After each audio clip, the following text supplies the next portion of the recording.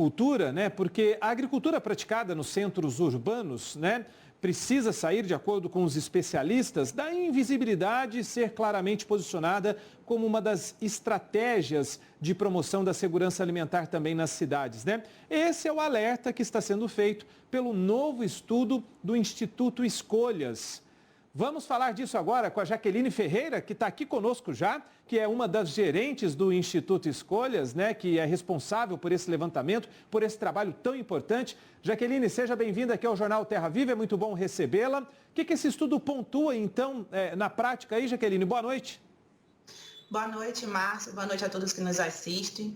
O estudo buscou identificar como que o governo federal pode dar um apoio efetivo para os municípios implementarem suas políticas de apoio à agricultura, seja ela praticada dentro do tecido urbano, mas também ao redor da cidade, né, nas áreas periurbanas. Essa agricultura, ela existe, outros estudos do Instituto Escolhas mostrou que ela é bem significativa. Em São Paulo, a gente fez estudo, em Belém, e agora a gente quis, a partir de um olhar específico de como as cidades de Curitiba, Rio de Janeiro e Recife fazem as suas políticas de fomento à agricultura, mostrar para o governo federal que eles têm sim muito o que fazer para ajudar os municípios a fomentar essa agricultura, principalmente com foco no combate à fome. Hoje, 33 milhões de pessoas passam fome no Brasil e boa parte delas, não, a maior parte delas, 82%, está nas cidades.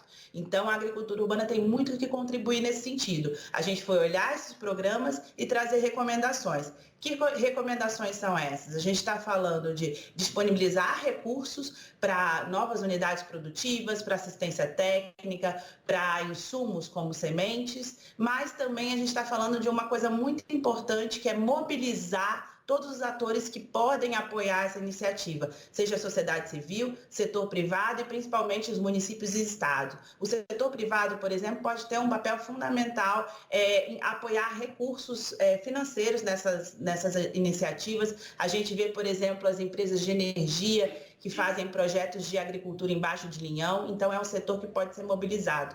E, por último, o governo federal também pode orientar os municípios sobre como fazer, em que áreas fazer, que áreas verdes podem ser feitas em parques, em áreas ociosas, nas cidades subutilizadas, que hoje são local de depósito de lixo irregular, ocupação irregular, áreas de risco. Então, a gente tem muito que o governo federal pode fazer para fomentar essa iniciativa no Brasil.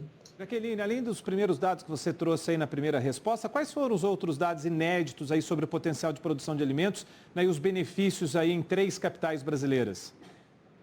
O estudo, quando ele vai olhar essas 3 cidades, ele também olha o que já existe de agricultura, então mostra que hoje, tanto a cidade de Curitiba, Recife e Rio de Janeiro, já existe uma agricultura pulsante ali em estabelecimentos agropecuários. A gente está falando de 123 estabelecimentos em Curitiba, a gente está falando de 242 estabelecimentos, segundo o Censo Agropecuário, em Recife, e 1.000 estabelecimentos no Rio de Janeiro, mas a gente também olhou para o potencial, porque o Censo Agropecuário, ele não olha necessariamente para todas as hortas, todas as iniciativas em escolas, em áreas subutilizadas dentro do tecido urbano. Então, a gente foi olhar esse potencial dessa agricultura e a gente mapeou espaços potenciais, ou seja, espaços vazios, subutilizados, sem vegetação nativa, que poderiam ser espaços onde pudesse o governo municipal, com o apoio do governo federal, fomentar novas unidades produtivas de alimento.